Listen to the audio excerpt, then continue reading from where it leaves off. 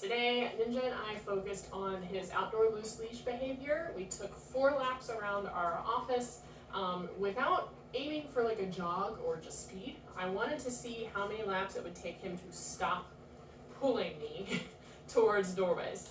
And on lap 4, we managed to get a nice loose leash walk next to me, which I was able to reward and he accepted treats for. And he only kind of slightly veered towards doorways and would move back to me when I issued his let's go cue. So when you're walking with him, a goal that you can set, instead of just trying to build distance during your walk, I would set up a nice short loop of some, like maybe a block or a few driveways, and see how many of those loops or how many of those back and forth steps, thank you sir, past those driveways it takes for him to just settle into a nice loose leash position next to you rather than pulling ahead of you or pulling into a yard, because we want him to be able to practice and get rewarded for moving with you and following where you're headed. So sit. Thank you. I know we did so much work and now I'm not paying any attention to you. You see him asking for work. I remember at the beginning of our sessions, by the time I got to the recap video and was trying to get him to demonstrate things, he was so done with me. He would be so mad at me for asking him for so many things. And now here he is just demanding to get more cookies and seeking attention. Yeah, that's good boy, that's good boy. This is such a great change in his attitude and his energy levels.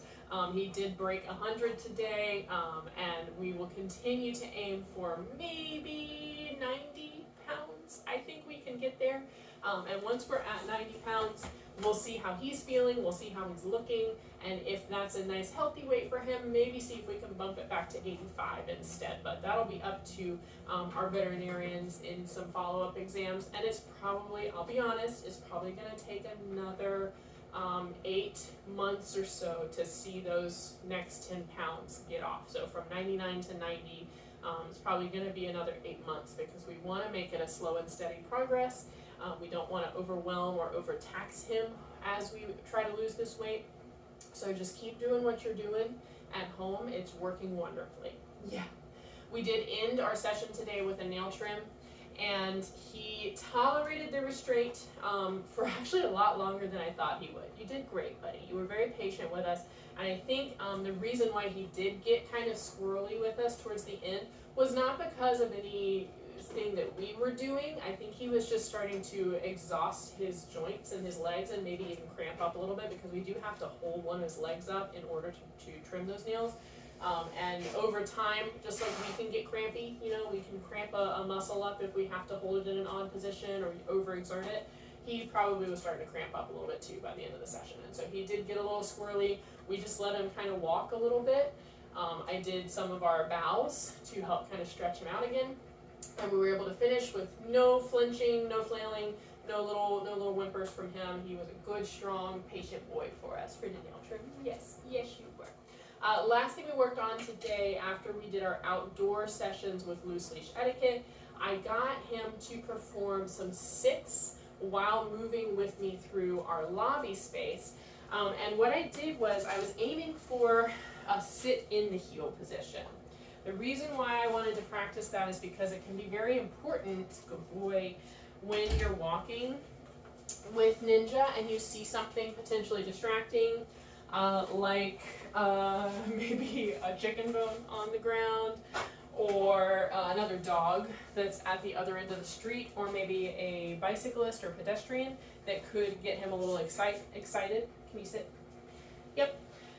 Best thing to do is to try and get his focus and get his performance of some basic obedience that he knows really well before he becomes too overwhelmed or too distracted by whatever it is that is going to distract him. So when you're walking together, I would periodically ask, let's go. Yep. And sit.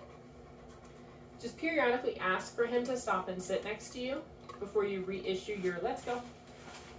Yep. Good boy. Sit. Yep, very nice. Very good. There's a good boy. And of course you want to do this after you have his full attention. So he's going to be a little bit distractible. He's going to be a little more excited and curious about the world for those first couple of minutes outside.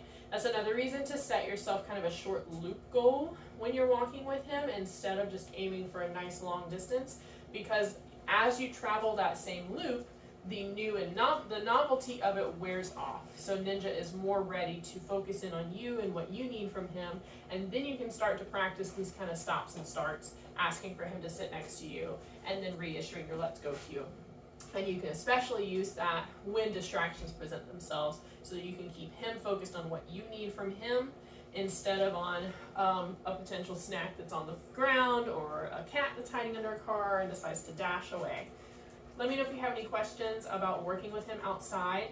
I really encourage you to continue practicing those 3-point stands that we were introducing way back when we were just starting on his weight loss journey. Just keep practicing the 3-point stands and work on trying to build the time intervals of him holding one of his legs up. Maybe aim for like 8-9 seconds at a time before putting it back down, just to help build those muscles and that longevity and stability for him. Okay? But you did good today, sir. You were so brave. Yes, you were. I'm so proud of you. Yes, sure. You look great.